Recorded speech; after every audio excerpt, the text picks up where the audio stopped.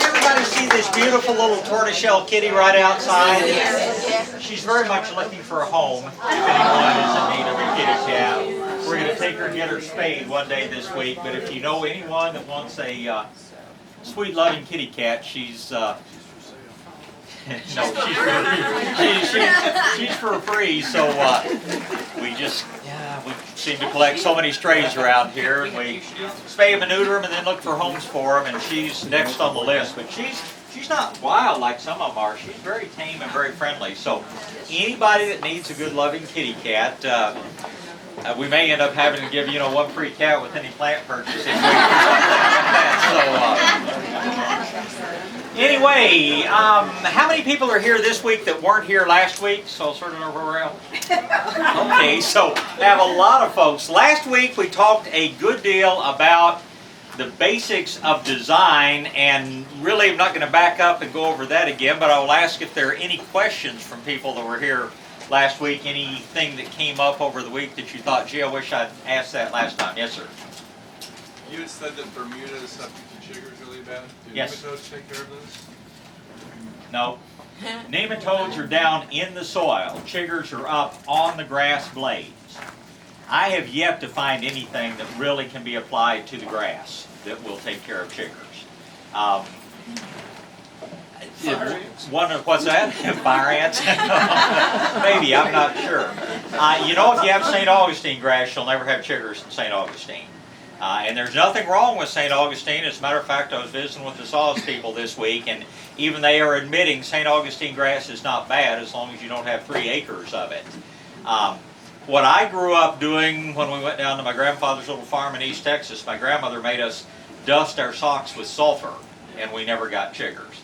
We never got girlfriends either, but I didn't figure that out until later in life. But some of the good repellents work. The cactus juice that we use for mosquitoes seems to work pretty well against chiggers too. But could you go over that sugar stuff again, because they sulfur in the socks deters them completely. And good insect repellent, non-DEET repellents, please, on your legs. DEET is just a bad neurotoxin. And please don't put it on your kids. But the things like the cactus juice, I don't think we have any of it out here, but it also is a pretty effective repellent that you can just apply to your skin. But I have not found anything that you can just go out and spray on the yard. Orange oil will give you a very temporary fix because it will kill the chiggers that it hits. But those little boogers must multiply very rapidly because they really do come back in a hurry. Yes, ma'am? Have you had any success or non-success with cedar side? Cedar side, as far as repelling the chiggers, or as far as a repellent lotion?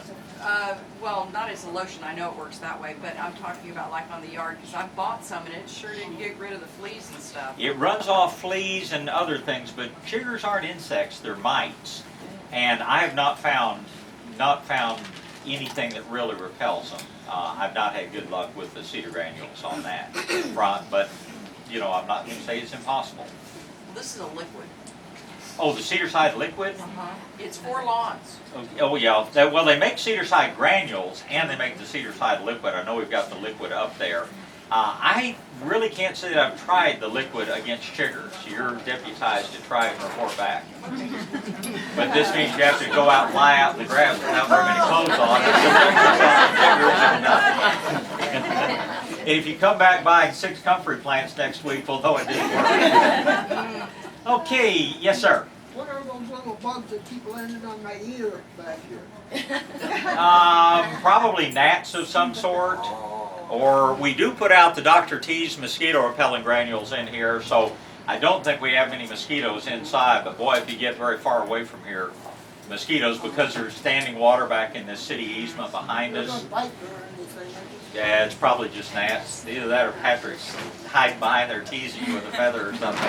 Yes, ma'am. Speaking of comfrey, I bought a comfrey plant here, and then I didn't know what to do with it, but I knew it's good for skin, something, rashes. Comfrey is, to me, it's just an almost amazing plant. It's a pretty herb, pretty flowers. but if you crush a leaf and rub on a bite of almost any sort, it'll take the itch out of a mosquito bite or a chigger bite. It'll take the pain out of a wasp sting or a scorpion sting. And it's remarkable, and I'm not going to play doctor here, but my friend Howard Garrett had a lady judge friend in Dallas who had a brown recluse bite, who the doctors had done everything they could do. They cored it, and it was still continuing to spread and be a larger necrotic area all the time.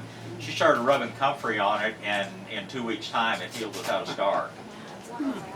A former board op of mine at the radio station came in one day with a big ulcerated place on his leg, obviously a spider bite. And he said, "What do I do?" And I said, "Go to the doctor." And he said, "I'm not going to do that." So I got him to try the comfrey, and it also healed that bite. I'd still think if you get a recluse bite, just like a snake bite or something or other, you better get some medical help. But the comfrey in several cases has done more to heal the wounds than the doctors have. So you just rub it on? Crush a several leaf and times rub it on. And you don't have to leave it on, or? No, at least in the case of fire ants and things like that, just one application is usually enough. Knock on wood, I've not suffered the spider bites. If I had a spider bite, I probably would put it on repeatedly in that case. Now, one other thing that my business partner, Roberta, and the bum is in Crested Butte, she's shivering this morning, so if that makes you feel any better. With this, at least not going to be 101, just going to be 95 today. But a couple of her puppy dogs in the past have had skin issues with real sensitive skin and lots of itching. And she has made like a tea out of it, but not boiling the comfrey leaves, boiling the water, and then cutting up a few leaves and putting into the hot water and letting it steep, and then just putting that in a little mixture and spraying it over the puppy dog's tummy and things, and it just takes the itch away almost immediately. So there are a lot of different ways. Some people will make a tea out of it. I don't really recommend it. And in large quantities, it could have some negative effects consumed internally.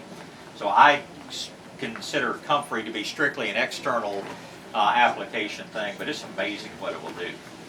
Thanks. Since we're on the subject of comfrey, one other thing, if anybody has never planted comfrey, plant it in the area that you want it and be prepared to let it make a fairly expanding patch, because it's one of those unusual plants that propagates from root division. I gave a little 4-inch pot to a girlfriend of mine and told her to plant it where she wanted it. Well, she did, and 6 months later, when it was this big around, decided that she didn't want it there, so she dug it up to move it. And it's very successful where she moved it to. But the place where she had originally is now this big around with comfrey. Because once you get it going, it will almost be there constantly, but it is a really, really neat herb. The deer wouldn't like it. Would the deer like it then? I don't think deer will eat it. I don't think. It might make a good ground cover. Anything else before we move on with things we want to talk about? Yes, sir. How far apart would you put the 4-inch pots? I bought 4 last weekend. Probably a foot, 18 inches. Depends on how much of a hurry you're having to have them grow solid. It does freeze to the ground in the winter months.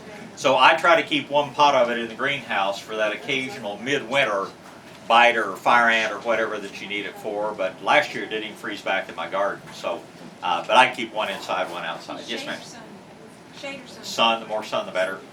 Yes, sir. I found that comfrey leaves, I'll harvest a mess of them and make a tea, and it's super high in nitrogen. Really? Just for spreading it around. Ah, interesting. It's a great source for nitrogen. Interesting. Glad to know. Higher than most any other green matter that I know of. Very good. One more reason to grow comfrey and other herbs. And that's another thing I think we touched on last week, but we kind of went through the principles of design. We got to the point that you're going to be looking at sizes and shapes of plants. Then you're going to be going back and finding plants that fill those needs. Do look at herbs as landscape plants. I mean, there are so many good herbs out there. And this idea of having to have a separate herb garden is simply not necessary. There's so many of these things that are really quite beautiful. If you put down stepping stones, you can grow mint in between, you can grow thyme in between, you can grow oregano as a ground cover between those things. Comfrey is, a pretty little bedding plant. Many plants like pineapple sage